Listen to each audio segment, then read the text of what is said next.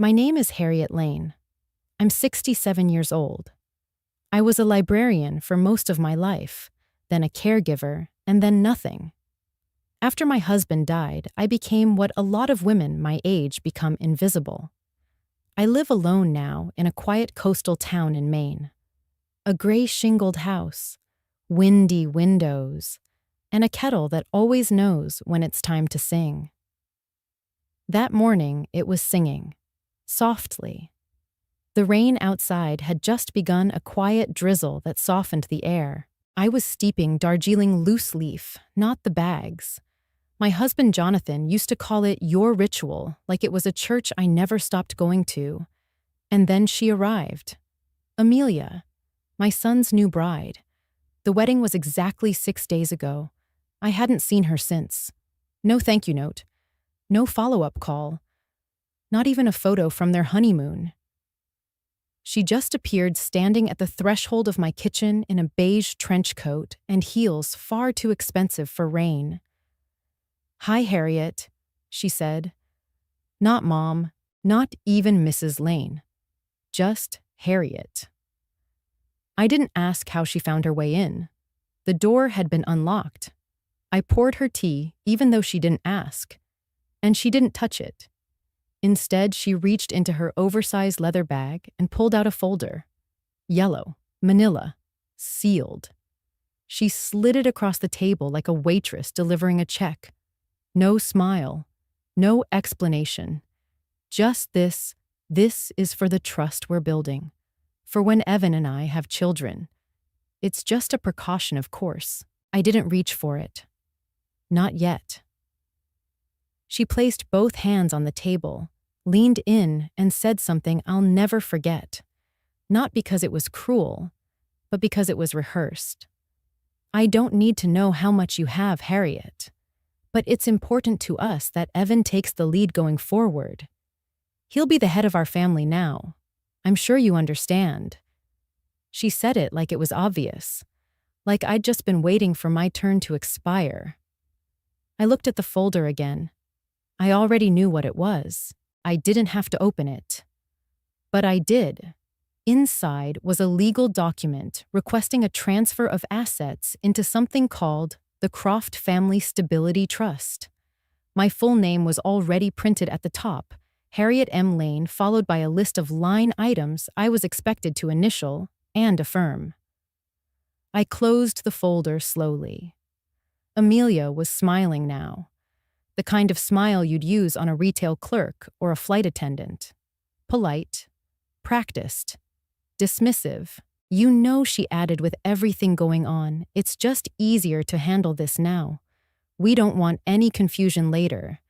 And Evan, well, he has a lot on his plate. A lot on his plate. That's what they say when they want you to feel guilty for making them think. She tapped the table once with her manicured fingernail. "We'll need it signed before next Thursday." And then just like that, she stood, adjusted her coat, and left. She didn't finish her tea. She didn't say goodbye. She didn't know. She didn't know that I had already inherited over $1 billion from my late husband. Quietly. Legally. Entirely outside of Evan's awareness. She didn't know that I'd kept it hidden for nearly 12 years, not out of secrecy, but protection. And she certainly didn't know that by handing me that folder before ever calling me Mom, she'd triggered something I hadn't felt in a long, long time.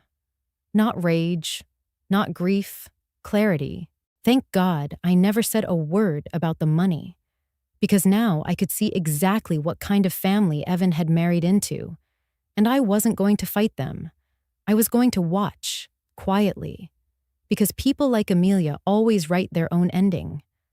They just expect someone like me to sign off on it. After Amelia left that morning, I didn't move for a long time. The kettle had long since grown cold. The tea sat untouched.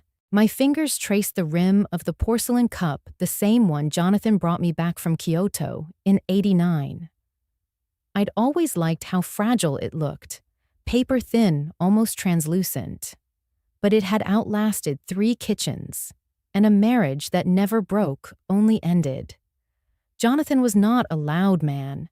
He never demanded space. He simply occupied it like air. You didn't notice until it was gone. When we met, he was a junior analyst for a firm no one remembers now. I was working part-time at the library and balancing the firm's books on weekends. We bonded over numbers, not in the cold, greedy way, but in how quietly numbers tell the truth. They don't scream.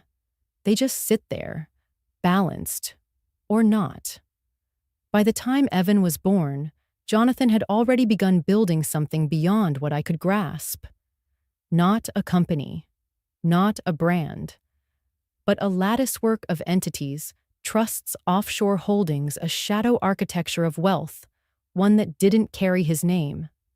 On purpose, he never once bragged, never once said, "If anything happens to me, you'll be set." That wasn't his way. He said, "If they can't see it, they can't steal it."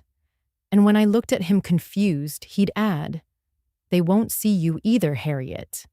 And that's how you'll stay safe." I became his mirror, his record keeper, his quiet accountant. At night, after Evan was asleep, we'd sit at the dining table and go over line items like other couples watch movies. I knew what each shell company held. I helped him construct the firewall. What I didn't know, what I only learned after his death, was that he'd tied every last dollar to a singular structure that bore my name. Quietly filed in the registry of a holding company in the Cayman Islands, funneled through 6 channels entirely legal, yet invisible. He never told me because he didn't need to. He trusted me more than any lawyer. And so, after the funeral, after the silence and casseroles and awkward sympathy, I opened a sealed envelope left in our safety box. Inside was one sentence typed on yellow paper: "No will, just trust. And you." I remember sitting on the floor, back against the radiator, as the gravity of it hit me. $1 billion. Not in gold, not in stocks I'd need to sell, but quietly layered across 1,000 pages I already knew by heart. Because we built it together. There was no pomp, no inheritance ceremony, just a password, a code phrase, and the kind of silence that only 2 people who really knew each other could share even across death. And I told no one. Not the banker who kept calling to offer legacy planning. Not the estate attorney who blinked too much and smiled too hard. And certainly not Evan. Not because I didn't trust my son. I raised that boy. I nursed him through asthma and self-doubt.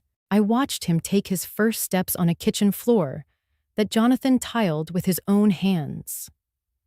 No, I didn't tell Evan, because I knew he wouldn't be the one to come for it. But someone else might. Someone who would smile before calling me Harriet. Someone who would hand me a contract before asking how I take my tea. Someone like Amelia. I didn't need to fight her. I just needed to remember what Jonathan always said. You don't have to be louder than them. Just be further ahead. And so I stayed quiet. Because quiet was where I kept the storm. The first real visit came a week after the wedding. Evan texted me that morning something simple. "Hey Mom, can we stop by for a bit? Amelia wants to see the house." The house. Not you. I noticed, but I didn't say anything. I just put out clean napkins, wiped down the picture frames, and let the kettle warm itself. When they arrived, Evan was the first through the door. Same as when he was little, bursting in like every return was a surprise party. He kissed my cheek, smiled with both teeth and eyes, and smelled faintly of rosemary and lavender soap. Then came Amelia. She stepped in slowly, like someone touring a property they weren't sure was worth the asking price. Her gaze didn't stop at me. It wandered. Across the mantel, the bookshelf, the floorboards. She took in the room like a home inspector. "Wow," she said, running one hand lightly over the oak dining table. "This is so preserved." I wasn't sure what that meant. Preserved like a museum or like a body. Evan chuckled. "Mom keeps everything exactly where Dad left it. It's kind of sacred, huh, Mom?" Amelia nodded, but she didn't laugh. She stepped over to the window and tugged slightly at the curtain, checking the view. Then the questions began. "How long have you lived here? Do you own the place outright? Did Jonathan ever talk about remodeling?" None of them sounded like small talk. "Not really." I answered plainly. 32 years. "Yes. We paid off the mortgage in '03. "No. We never remodeled. Jonathan built this house himself." By hand, she asked, eyebrows lifted. Every beam. I tapped the wall with my knuckles. He was a quiet man, but his hands always told the truth. Evan was rummaging through the fridge by then. He pulled out the peach preserves and said Amelia loves anything sweet. She's obsessed with lemon curd. "Don't out me," she said with a laugh, finally flashing something that resembled warmth. But it wasn't aimed at me, only at him. Over tea, she relaxed slightly. She asked about my garden, complimented the china, and said the hardwood floors gave the home such character. But she never once looked at our wedding photo hanging above the fireplace, or the small clay turtle Evan made for me in 3rd grade, still sitting on the bookshelf. Instead, her eyes kept drifting to the framed deeds on the wall, the certificate from the state library board, the antique key Jonathan had mounted from his first office. She noticed things that mattered to Jonathan, and by extension, maybe to me, but not in a sentimental way, in a cataloging way. And then, just as I was pouring her second cup of tea, she said it. "If I were you," she began lightly stirring the lemon slice with the edge of her spoon, "I wouldn't leave everything without some kind of structure. You know, conditions. The world's not safe anymore." She said it casually, like talking about the weather, but her eyes held something sharper. I just nodded, smiled, poured more tea. Evan reached over and squeezed her hand, laughing. "She's a planner. You'll love that about her mom. She makes me put sunscreen in the glove compartment. No joke." He said it with such innocence, such unfiltered pride, that it made something twist inside me. He thought he was being taken care of, that someone was finally looking out for him the way I always had. I wanted so badly to believe it. But Amelia never asked to see Evan's childhood room. She never asked what his favorite bedtime story was. She didn't ask how he coped after Jonathan died. She asked about the land deed, the property lines, the energy bills. Evan was too close to see the difference. But I could. Some people come into your life with open palms. Others come with measuring tapes. Jonathan used to say, "There are people who build walls to protect what they love, and others who knock just to see what's worth taking." I didn't know which one Amelia was yet, but she hadn't looked me in the eyes since she walked in. I called George the next morning. Not a text, not an email, a voice. I wanted him to hear mine steady resolved, but not cold. He answered on the second ring. "Harriet," he said like I was the last person he expected to hear from. "Is everything all right? Do you still have access to Jonathan's template for the estate summary?" I asked. There was a pause. Not long, but long enough. "I do," he said slowly. "Why?" "Because we're going to write a new one," I told him. "And it needs to look like it's the only one I've got." George exhaled, and I could hear his chair creak in that old office of his in Portland. "All right," he said. "How much are we saying you're worth $250,000? I replied. "No more than that." Just enough to keep it plausible.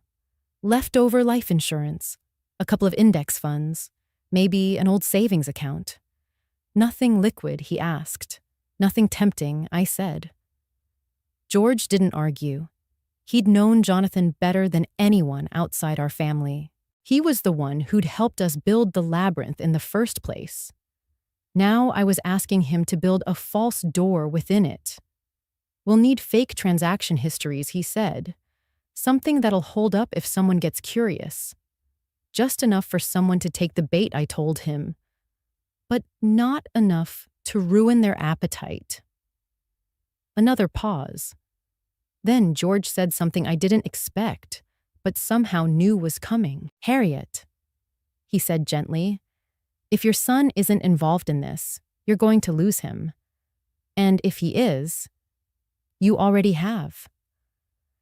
The line went quiet. I stood in the kitchen, staring out the window at the pine trees bending slightly in the wind.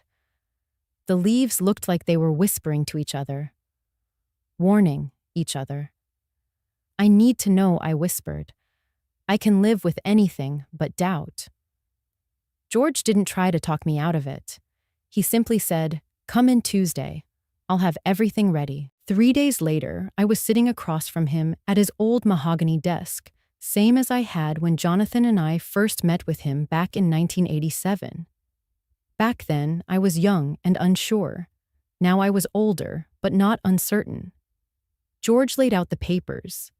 They looked real because they were in every way that mattered to a curious outsider.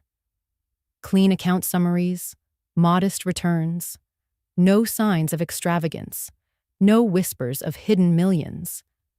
We even added a small IRA that looked untouched since 2004. No one questions something, this boring George said. It's like beige wallpaper. That's exactly what I want, I said. He slid the manila envelope across the table. What happens next? I leave it where it can be found, I said. Accidentally. You sure? I nodded. If she's digging, she'll find it. And if he's helping her dig, then I need to know. George folded his hands, leaned forward, and looked at me like he had something else to say. What I asked. I just wish he said carefully that Jonathan could see this. He'd be proud. You didn't build this fortune, Harriet, but you damn well learned how to protect it. I smiled, but it didn't reach my eyes. Later that evening, I brought the file home. I placed it in the second drawer of my writing desk, the one with the loose handle and no lock. The drawer I knew Evan remembered from childhood, because it used to hold his school certificates and old report cards. It was the kind of drawer you don't think twice about opening. I sat there for a while just staring at it. I wasn't angry, not exactly.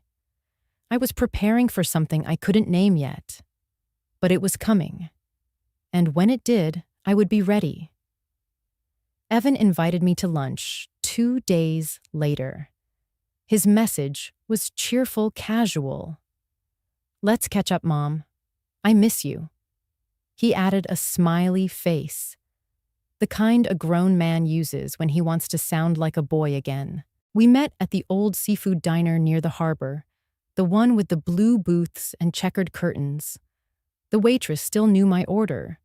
Haddock grilled no tartar.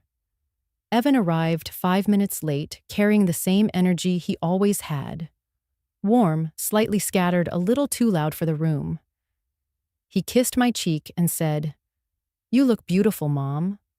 I smiled. It was the same line he'd used since high school when he wanted money for concert tickets. He meant it, but only half. We talked about the weather. His new job consulting something vaguely impressive but undefined. He mentioned Amelia twice. Once about her loving Italian food. Once about how she'd reorganized their spice rack alphabetically. I didn't even know we had cardamom. He laughed. I laughed too. The way you do when you're scanning a room while pretending you're not. We ordered. Then he leaned in, and I saw it, the slight shift in posture, the lowering of the voice, the beginning of the real reason. "Mom," He said gently, "Can I ask you something?" Kind of awkward. I folded my napkin slowly. "Of course. It's just—" He tapped the table twice, glanced out the window, then back at me. "You know, with everything going on and with you getting older, Amelia and I were thinking, maybe it's time to sort some things out. Just in case." Just in case. There it was. The phrase people use when they want to talk about death without sounding morbid. He continued, still trying to sound neutral. Like where the accounts are, what the will says, stuff like that. I looked down at my plate. The fish was cooling untouched. I mean, we don't want to make things complicated for anyone. If anything ever happened, it'd just be good to know where everything is. For your peace of mind, too. My peace of mind. I picked up my fork, set it down again. He wasn't cruel. He wasn't even being pushy, but every word felt like it had been handed to him by someone else. Polished. Rehearsed. "Did Amelia ask you to bring this up?" I asked. He hesitated just long enough. "No," he said. "I mean, we talked about it. But it's something I've thought about too." I nodded slowly. "Of course." He reached across the table and touched my hand. "It's not about money, Mom. It's about being prepared." Prepared. I wanted to believe him. I wanted to believe that his concern was for me, that it came from love, not strategy, but something in the timing, the tone, the practiced way he avoided the word inheritance. It didn't sit right. I appreciate that I said softly. He smiled, relieved. He thought the conversation was over. We moved on to safer ground. I asked about his honeymoon. He asked about the hydrangeas. We even laughed about the time Jonathan got locked in the attic trying to fix the fan. But my heart wasn't laughing. It was watching, and that's when it hit me. He wasn't seeing what I saw.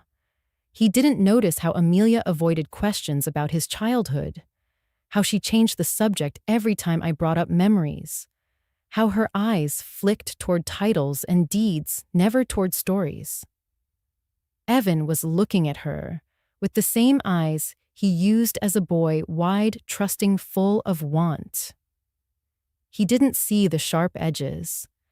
And I thought to myself, I don't blame my son for being blind. I only fear that the person leading him has her eyes closed too.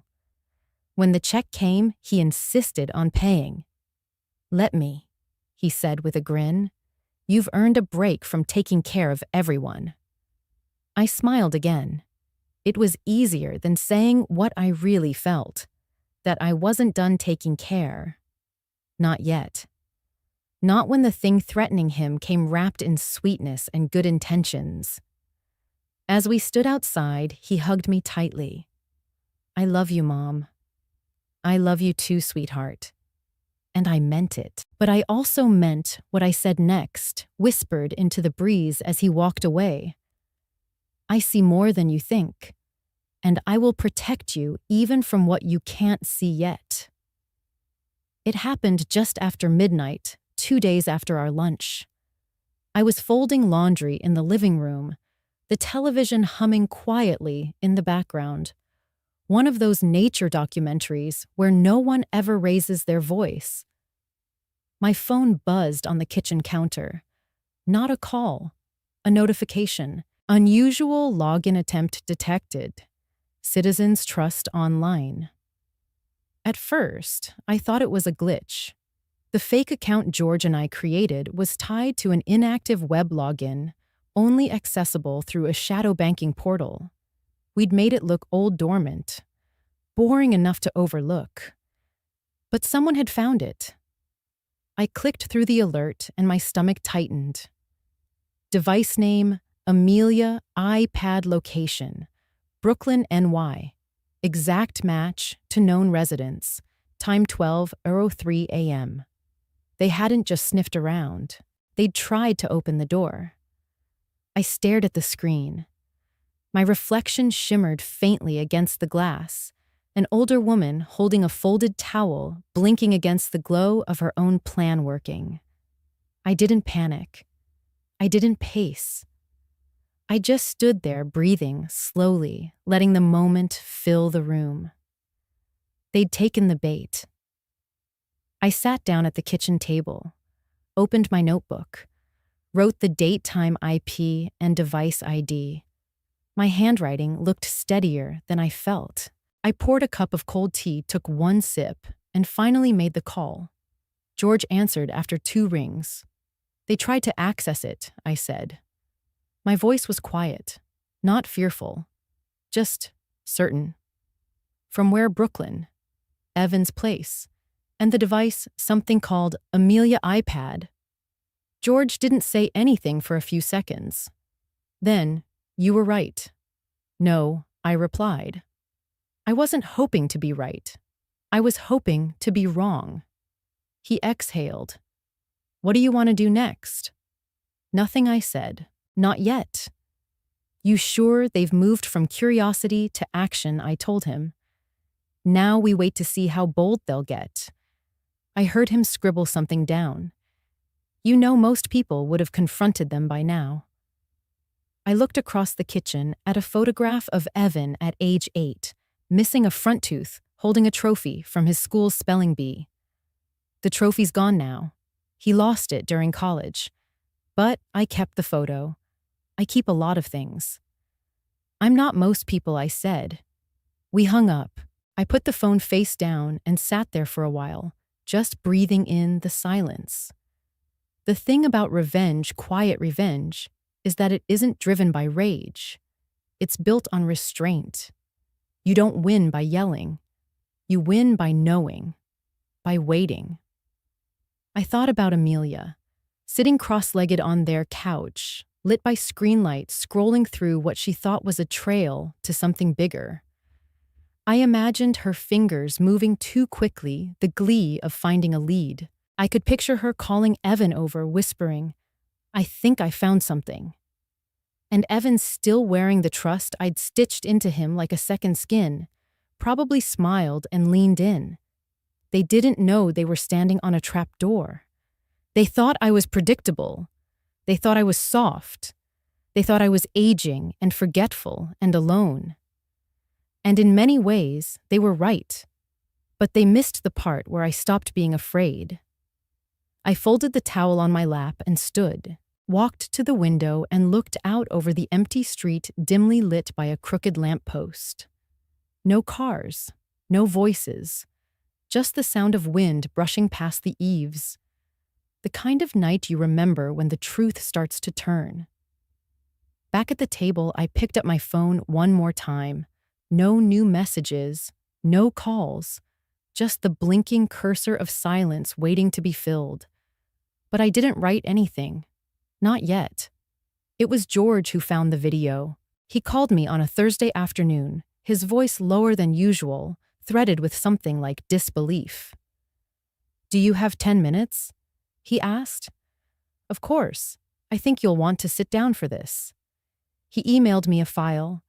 No subject line. No explanation. Just a string of numbers, date, time, and 2 initials, AC. I opened it. The video was grainy shot on a phone with shaky hands. The angle was tilted, probably from someone holding their drink in one hand and their phone in the other. The setting was familiar. The reception hall, hours after the ceremony. People were looser, more candid. The music thumped faintly beneath a layer of laughter and clinking glasses. Amelia was standing in the middle of a circle of bridesmaids, her veil pinned back, a champagne flute in one hand, her heels already off. She was laughing, talking louder than usual. At first, it sounded harmless. A new bride basking in the afterglow of applause and attention. Then, someone asked her, half joking, what she planned to do next. She didn't hesitate. "If everything goes right," she said, raising her glass, "I'll have the keys to the vault in under a year." Laughter. Cheers. A clink of glass. Someone asked, "What vault?" Amelia grinned. You know, the retirement fund. Old money. Real quiet money. Evan's too nice to ask. But once it's all aligned, it'll just be a signature here, a document there. And done. A bridesmaid giggled. So like you married rich. Amelia sipped her champagne, then shrugged. Not yet. Then she added, without blinking, but give me a year. You'll see. The camera swung away mid-laugh, cutting to someone dancing in the corner. The rest of the clip was useless, just noise. But the words had already done what they came to do. I didn't move. I didn't replay it. I didn't even press pause. I just let the silence grow around me like vines. George called again. You saw it. Yes. You okay? I nodded, even though he couldn't see me. I'm fine. He waited, maybe expecting rage, maybe tears. But none came. Because the truth is, I wasn't shocked. Not really. It felt like standing in a room you've already evacuated, watching the ceiling finally collapse. You don't scream when you've already packed your bags. She had said it with ease, with confidence. The same way you might say, I'll lose 5 pounds or we'll book that trip next summer. She wasn't unsure. She wasn't ashamed. She just didn't think anyone would hear it. But someone did. And now so had I. I closed the laptop, stood, walked to the sink, poured out the tea I hadn't touched, ran cold water over the cup until my hand started to shake. Then I sat at the table again, staring at the grain of the wood Jonathan had sanded himself. I thought about the vows they'd exchanged, about how Evan had looked at her like she was the sunrise, and how she'd looked at me like I was already sunset. I thought I'd cry, but I didn't. Not even one tear. Because crying is for grief. And this wasn't grief. It was preparation. She'd shown me her cards thinking no one was watching, thinking she'd already won. But now I had something better than proof. I had her own words. I had a truth no one could spin. I had time. And most of all, I had clarity. I whispered it to the quiet room just once. I'm not crying. I'm saving my tears for something that deserves them. I baked lemon cake that morning. The real kind tart dense, topped with glaze so thin it cracked like sugar glass. It was Evan's favorite when he was a boy. Every birthday from age 5 to 12 ended with lemon cake in the same kitchen served on the same chipped blue plate and eaten with the same smile that told me I'd done something right. I baked it for Amelia. Not as a peace offering, as context. I called her mid-morning and said I had a few things to discuss. Small things. Nothing urgent. She agreed without hesitation. I could tell she thought it was a surrender. She arrived dressed like she always did, too crisp for casual, too polished for a family visit. Her makeup was clean and sharp, her nails a subtle nude. She didn't kiss my cheek, didn't ask how I'd been. Just stepped into the kitchen, saw the cake, and smiled politely. I wasn't expecting dessert. No one ever does, I said. But we serve it anyway. We sat. I poured tea. She didn't touch hers. I took a bite of cake first, to break the silence. She followed, and for a moment, just a flicker, something softened in her expression. Familiarity, maybe. Memory by association. But then, I reached under the table and brought out a manila folder and a USB stick. I placed both gently between us. Amelia looked down at them, then up at me. What's this? She asked, voice flat. A summary of my estate. I replied, and a clip from your wedding reception. Her eyes didn't blink. I continued, it's the full inheritance report. I thought you might prefer reading it before requesting another meeting with your lawyer. The blood drained from her face so slowly, it was almost elegant. She reached for the folder, but hesitated.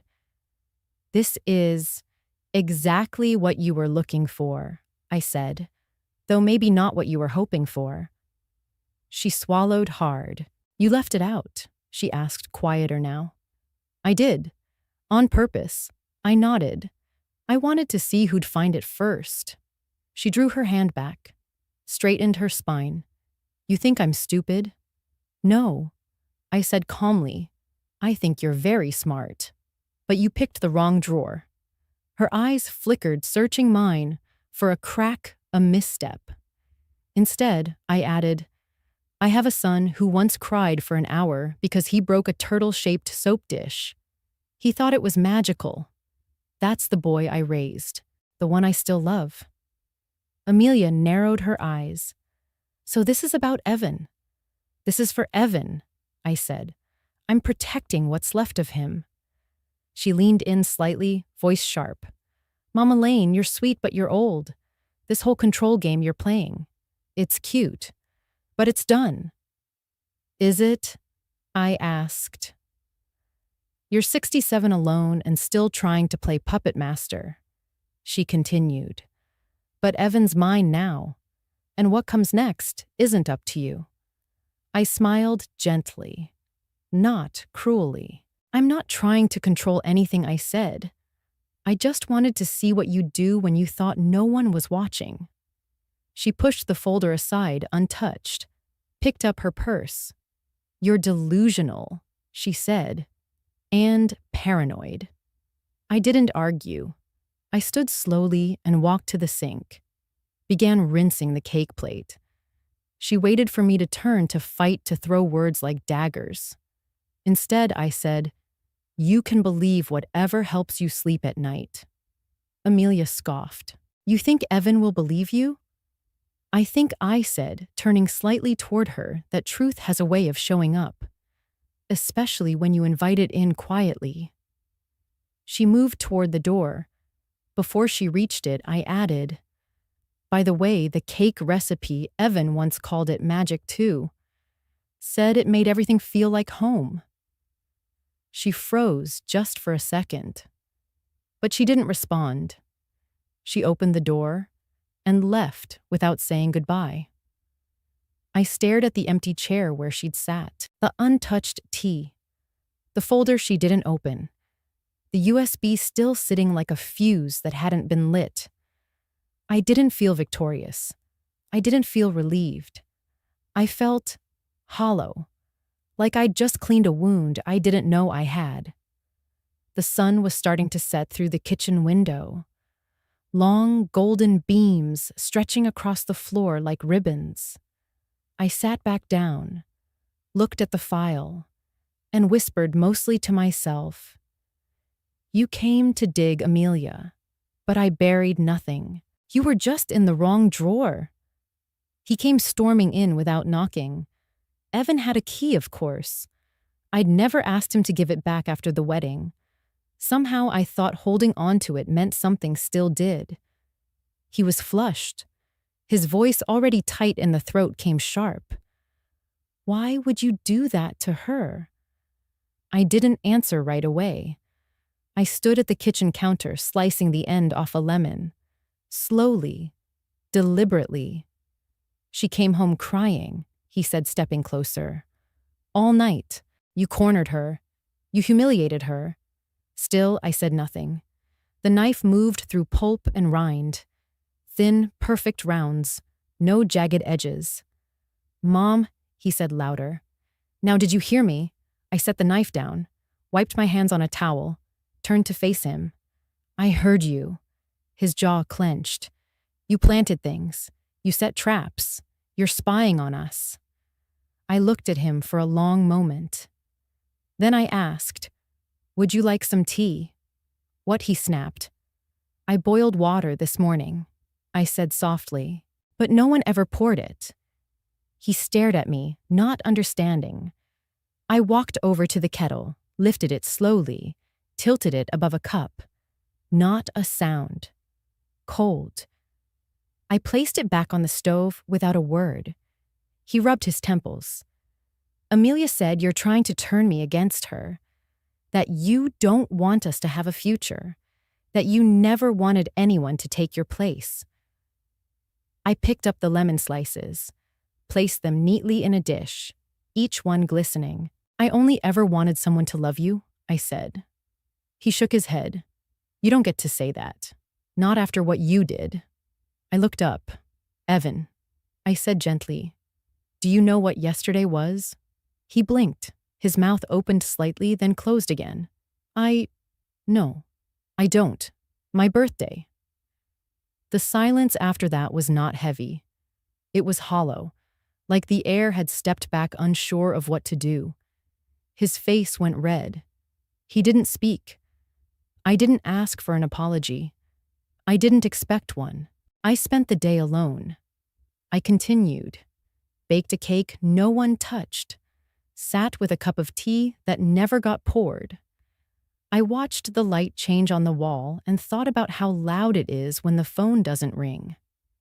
He sat down at the table, or rather, he dropped into the chair, like he couldn't trust his legs anymore. I'm sorry, he said. It came out small, childlike. I nodded, but didn't comfort him.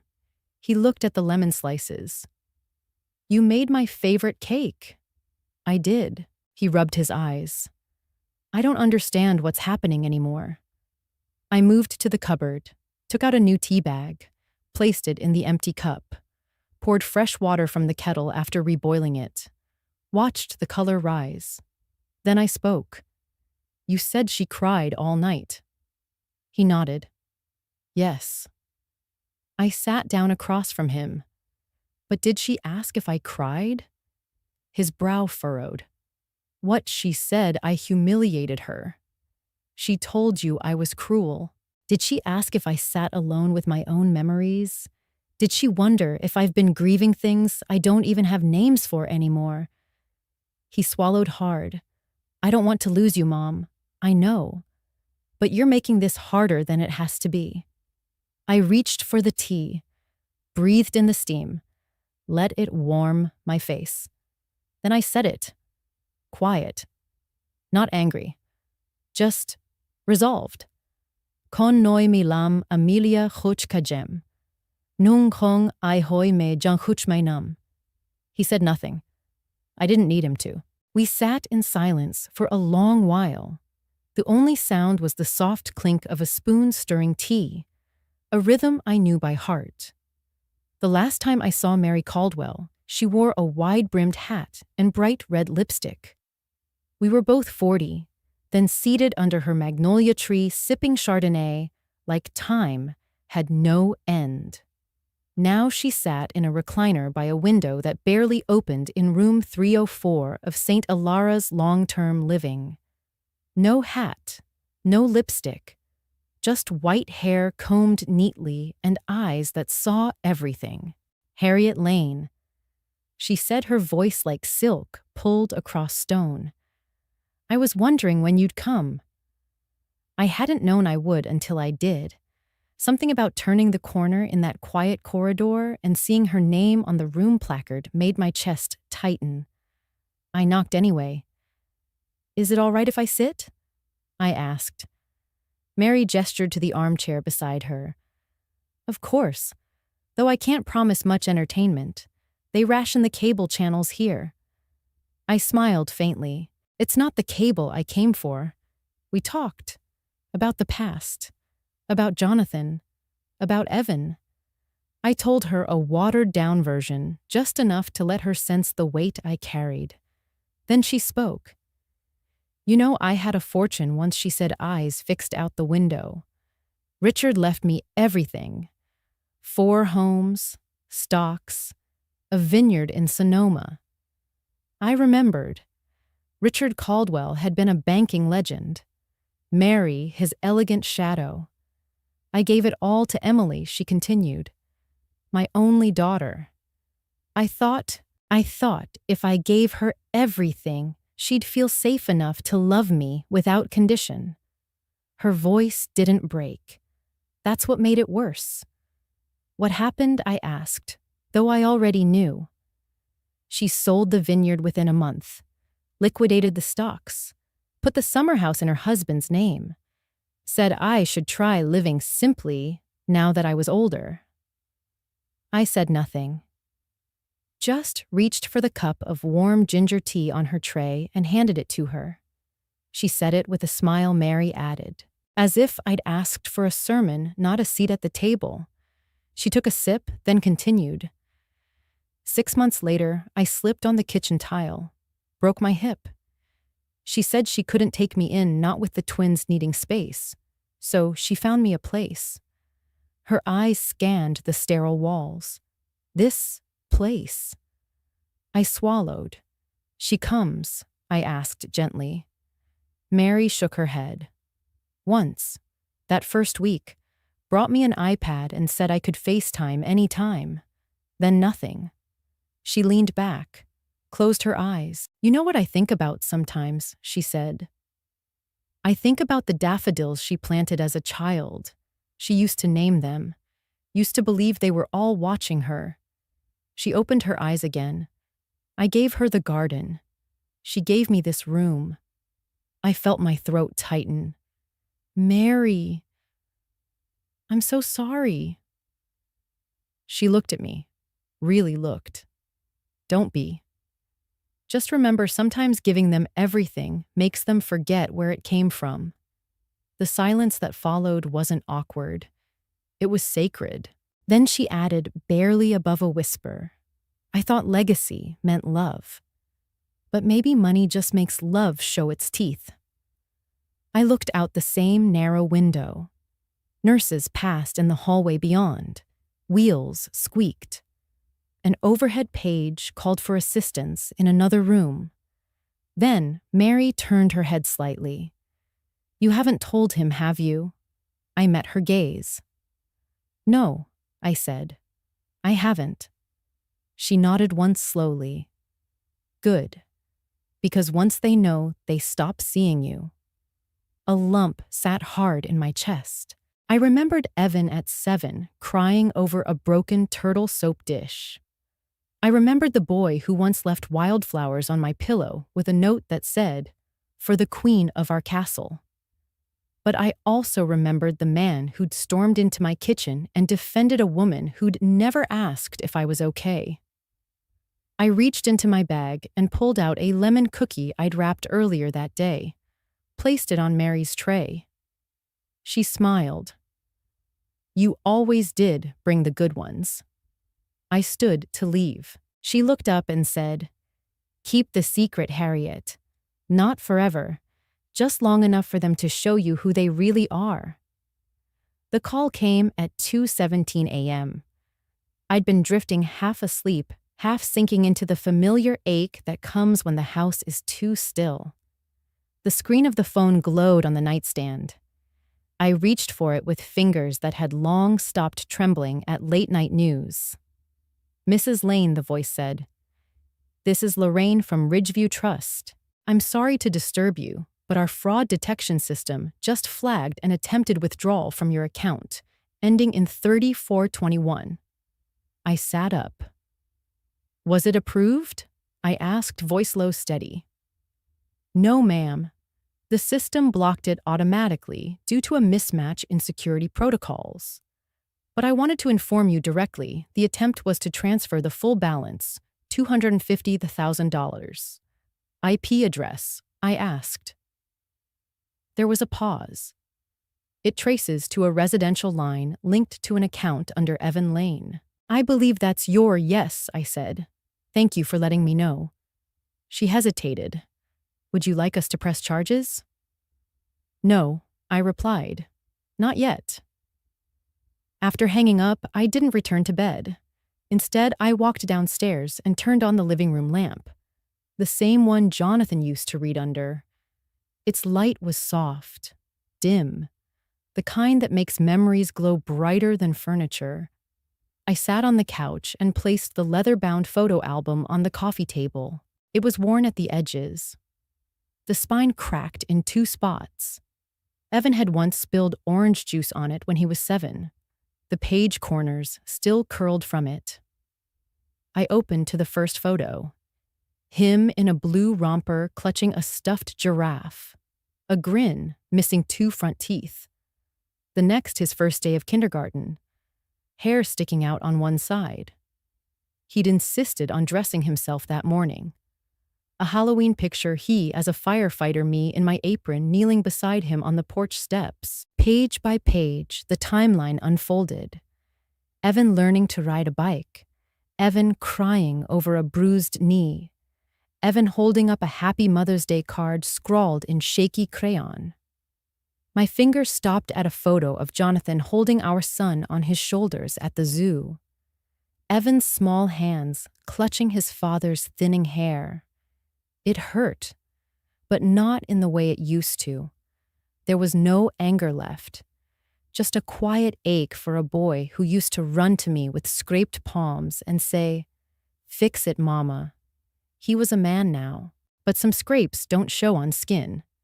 And some breakages happen slow, so slow you only feel the fracture long after it's done. I closed the album, left it on the table, and sat there in silence, one hand resting on its cover, the other curled loosely in my lap until morning drew its first line of light across the floor. That morning, the house was still.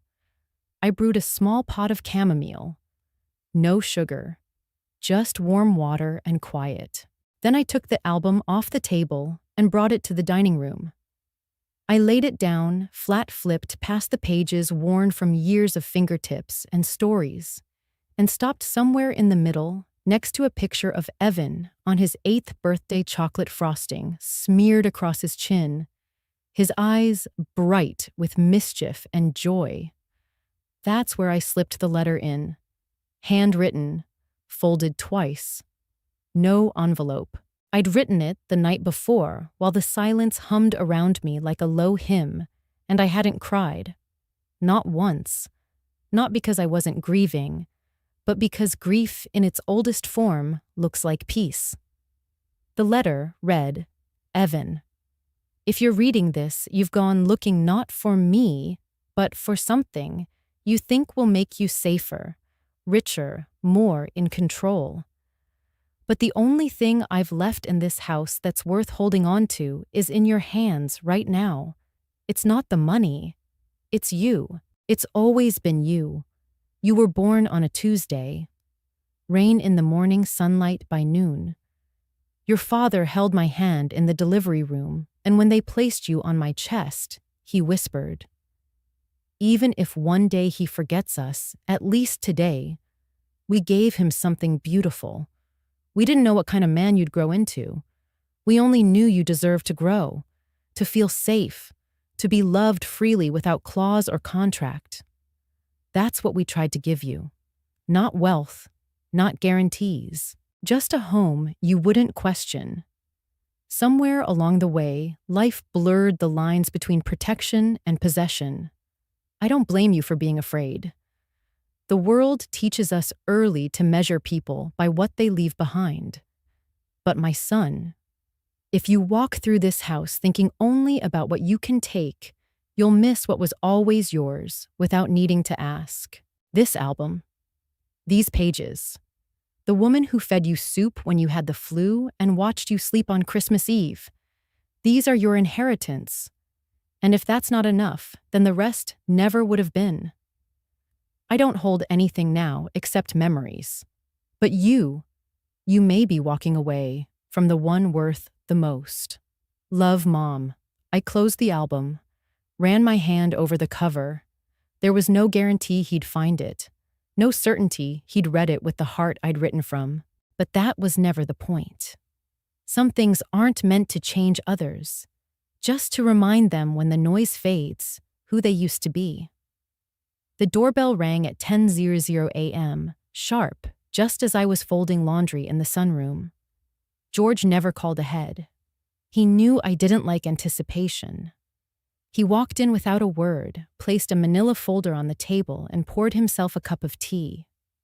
No sugar, just like me. We'd done this dance for years. "You ready to see how deep the rabbit hole goes?" he asked. I didn't answer, just nodded. He slid the folder toward me.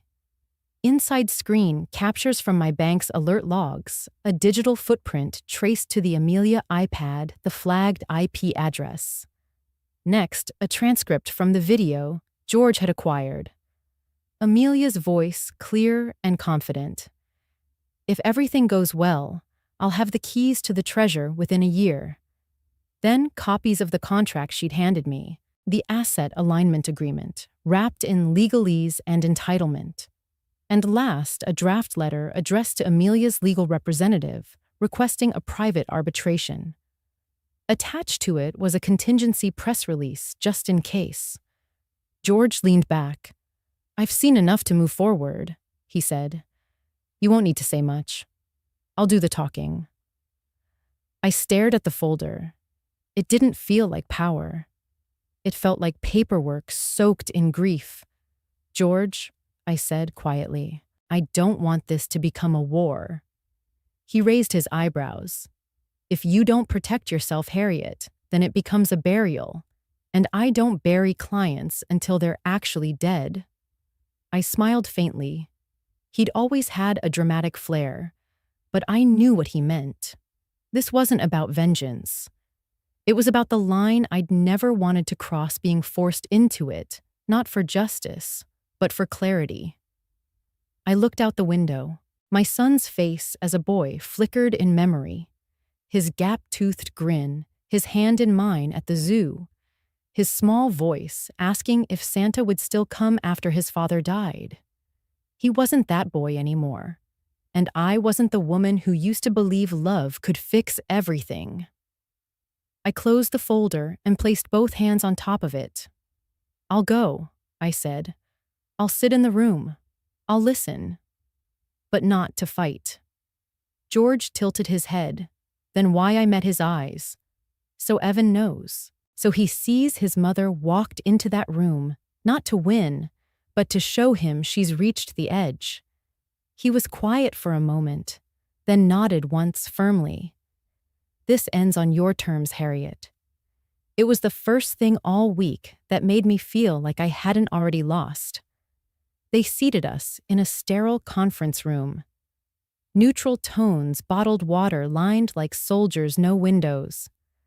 Across from me sat Evan and Amelia. A lawyer to Amelia's left, George to mine. Evan wouldn't look at me, just kept his eyes on the center of the table like it held something he was afraid to touch. I could hear Amelia's foot tapping beneath the table.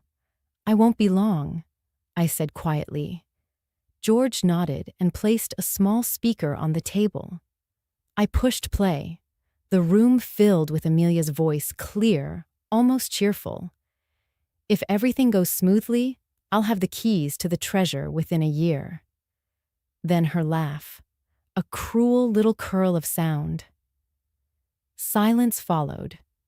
I looked at no one, just folded my hands in my lap. "I'm not here to press charges," I said. "I'm not here to shame anyone. I only wanted it heard." Amelia scoffed.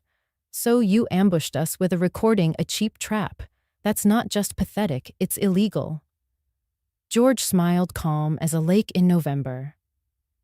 "In this state, ma'am, it's legal if one party consents. That party was your friend, the one you didn't realize had a conscience." Evan shifted. His hands clenched, then unclenched. Still, he didn't look up. I stood slowly. My knees ached, but I didn't show it. "This isn't about money anymore," I said. "This is about something far older, something I thought would never break." I let that hang. Then softly, "Trust." I reached for my coat. "Wait," Evan said. His voice was rough, not angry, just raw. I turned to him. His face was pale. Finally, his eyes met mine. "Me. Did you really think I was like her?" he asked. Not accusing, not defensive, just a boy suddenly unsure of who he'd become. I didn't answer right away. I stepped closer, not too close. Looked into him like I was looking through old glass, fogged but familiar. "No," I whispered, "but I feared you wouldn't know the difference." until it was too late. He didn't cry. Neither did I. That wasn't the kind of grief this was. It was the kind that leaves a quiet crack in the middle of the table, one no amount of money could ever seal. Before I left the room, I paused, not for effect, for memory. There was one more truth, one more thread I had held in my hand for decades, never tying it, never cutting it, just carrying it quietly. Evan, I said, not turning around. Do you remember when you were 6, I could feel the shift in the air? The way only memory can hush a room. You had a heart condition, a rare one. We flew to Switzerland for surgery. He nodded slowly, eyes narrowing. I sold everything I had in my name to pay for it. I continued. Every stock, every account, every deed tied to me. Amelia opened her mouth. George glanced at her sharply, and she stayed quiet. What I didn't know, I said, my voice steady, was that your father had already anticipated what I'd do. He bought back everything quietly, anonymously, so that years later, those assets would still be in my name. Evan's eyes widened.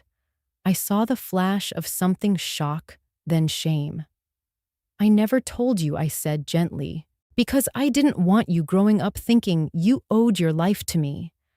I finally turned around. I just wanted you to live it. His lips parted. Nothing came out. There it was. The silence that says more than any scream. That's what I had saved, not the money, not the name, but that one unspoken truth. Because sometimes the deepest love is the one that doesn't ask to be seen. It simply chooses to stay. I placed the final signature on the folder. It was the document that officially detached all joint claims assets and authority from my estate, real or imagined. George would handle everything moving forward. I had nothing more to explain. No ceremony, no drama. Just the quiet click of a pen on paper and the weight of something invisible lifting off my spine. I rose slowly. My knees didn't fight me this time. Evan looked at me like he was still catching up to the room he'd just entered. Amelia avoided my gaze altogether. Her hands were folded too tightly in her lap. I wondered for a moment if she knew it was already over, not the inheritance, but the illusion of control. Mrs. Lane George said softly, "I'll walk you out." I nodded, but just as we stepped toward the door, I heard it. Me. Wait. Evan's voice, torn between urgency and confusion. That mix only a child can wear when they suddenly see the parent not as permanent, but as someone who can walk away. I paused, turned. He was standing now, shoulders trembling, breath uneven. I didn't mean... I just thought. I offered him a smile, the kind that comes from both love and a long ache. When you're ready, I said, to see me with eyes that don't measure worth by wealth. I'll still be there. No accusation, no bitterness, just a statement of possibility. Then I turned again. This time, I didn't look back. Sometimes, the only boundary between forgiveness and awakening is a door closed without a lock. And that day, I didn't need a key. Just the silence of walking away. Not to punish, but to return to myself. The sun was soft that morning, not blazing, not hidden, just enough to warm my back as I bent down near the lavender. I always liked this part of the garden. Jonathan used to call it my quiet cathedral. He said I looked holier here than I ever did in church. The hose hummed gently in my hand, soaking the roots of each violet stem. The scent, clean, calming, reminded me that even broken earth can bloom again, given waterlight and time. Then came the sound I hadn't expected. The phone rang. I wiped my hands on my apron, not in a rush. I thought it might be George checking in. But the screen read, "Evan." I hesitated, just for a second. Then I answered. His voice was lower than usual, stripped of its usual rhythm. Mom. A pause. Amelia's gone. She left this morning. I didn't speak. Let the air carry him. I watched everything again. The video, the reports, your letter. Another pause. This time, longer. I'm sorry I didn't see it. Sorry I made you feel like a stranger in your own life. I looked down at the soil between the lavender rows. A bee hovered, gently choosing. You called because you want forgiveness, I said calmly. Or because you want me in your life again. The silence stretched. Then came his reply, cracked but clear. I just want my mother. A breeze passed through the hedges. I tilted my head to the sky. The clouds drifted like they had nowhere urgent to be. And then I smiled. Well, I said softly, then come home. There's tea on the table. And I think the lemon shortbread still turned out all right. He didn't answer. But I heard the breath catch, that kind of breath a boy makes when he's almost found his way back. I turned off the hose. The lavender glistened in the sunlight like they too were waiting. They say money changes people. But I've come to believe it doesn't. It only reveals. It shows you who sees you and who only sees your worth in numbers.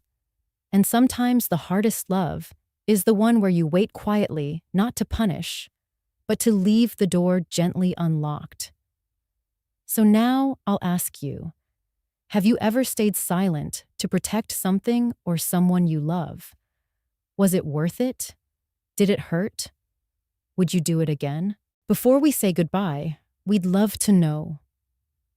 Where are you watching from? Is it a quiet morning with a warm cup of coffee? Or a late night where stories like this keep you company?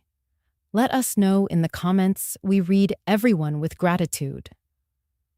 And if this story touched your heart, please consider subscribing to the channel.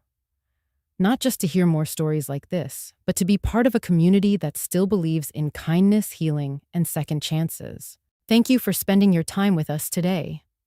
Wherever you are, we hope you carry this story with you, and remember, sometimes the miracle doesn't knock on your door. It waits quietly until you're ready to open your heart. Take care, and we'll see you in the next story.